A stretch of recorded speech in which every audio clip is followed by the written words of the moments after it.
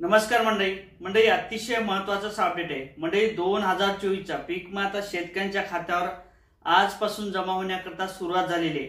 आज सकाळपासून शेतकऱ्यांना मेसेज सुद्धा येण्याकरता सुरुवात झालेली आहे आणि जी काही रक्कम असेल पीक विम्याची ती हिंगोली जिल्ह्यात वाटप होण्याकरता सुरुवात झालेली आहे। मग हेक्टरी अनुदान किती मिळत आहे, कोणता पीक विमा शेतकऱ्यांच्या खात्यावर जमा केला जात आहे, संपूर्ण माहिती या व्हिडिओच्या माध्यमातून समजून घेणार आहोत। आणि जे काही इतर जिल्हे त्या इतर जिल्ह्याच्या संदर्भात सुद्धा पीक विम्याचं वाटप कधीपासून केले जाणार आहे, संपूर्ण माहिती या व्हिडिओच्या माध्यमातून आपण समजून घेणार आहोत। त्यापूर्वी चॅनलवर नवीन असाल तर या साईडला काळं किंवा पांढरं बटन दिसेल सबस्क्राइबचं, त्याच्यावरती क्लिक करा। एक घंटीचं बटन दिसेल त्याला सुद्धा ऑल करायला विसरू नका। आणि आपले काही कमेंट असतील, आपल्या जिल्ह्यात जर पीक विमा वाटप झालेला असेल ते सुद्धा आपलं नाव टाकून जिल्ह्याचं नाव टाकून सर्व माहिती कळवा, जेणेकरून आपल्याला नवीन अपडेट देण्याकरता सोपं होईल आणि आपल्या शेतकऱ्यांचं सुद्धा नाव या YouTube चॅनलच्या माध्यमातून घेतल्या जाणार आहे। त्याचबरोबर जो काही अग्रिमचा पीक विमा आहे आता परभणी जिल्ह्यात सुद्धा वाटप सुरू झालेले आहे आणि नांदेड जिल्ह्यात सुद्धा आजपासून पैसे वाटप केले जातील। आज संध्याकाळपर्यंत किंवा दुपारपासून शेतकऱ्यांच्या खात्यावर पैसे जमा केले जातील। त्याचबरोबर परभणी जिल्ह्यात 2 दिवसापूर्वीच पीक विम्याचं वाटप सुरू झालेले, बऱ्याच शेतकऱ्यांचे कमेंट आहेत आमच्या खात्यावर पैसे आले नाहीत।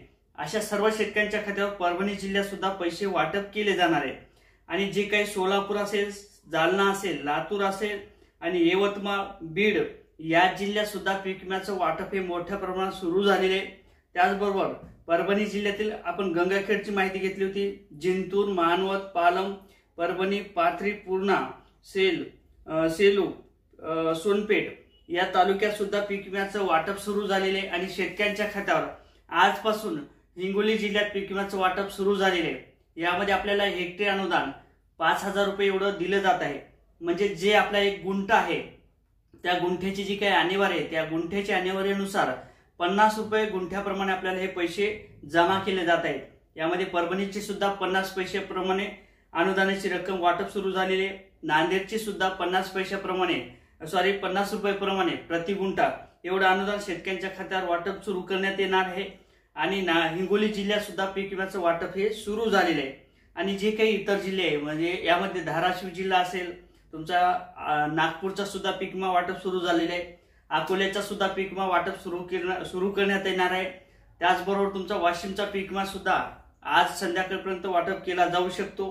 आणि धाराशिव जिल्ह्यात सुद्धा पीक विम्याचं वाटप हे उद्या किंवा आजपासून संध्याकाळपासून हे वाटप केलं जाऊ शकते।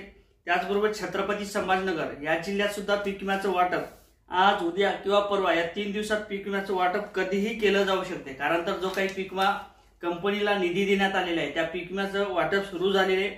धाराशिवचा सुद्धा पीक विमा हा वाटप केला जाणार आहे। त्याचबरोबर शेतकऱ्यांचे बरेच काही कमेंट होते, सांगलीचे असतील, सातारा असेल, त्यानंतर बीड असेल, त्यानंतर धाराशिव असेल, या जिल्ह्यात सुद्धा पीक विम्याचं वाटप केले जाणार आहे। त्याचबरोबर नाशिकचाच पीक विमा सुद्धा, फलबागचा पीक विमा सुद्धा वाटप केला जाणार आहे।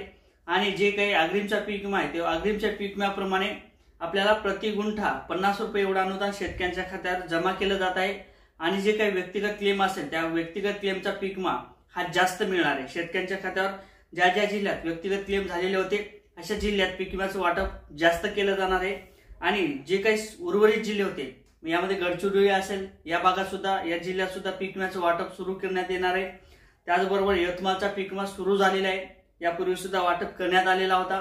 आणि तुरीचा असेल, तुमचा सोयाबीनचा असेल आणि मूग असेल, उडीद असेल आणि त्याचबरोबर सोयाबीनचा पीक विमा या शेतकऱ्यांच्या खात्यावर जमा केला जात आहे। शेतकऱ्यांच्या खात्यावर ही रक्कम जमा होण्याकरता सुरुवात झालेली आहे।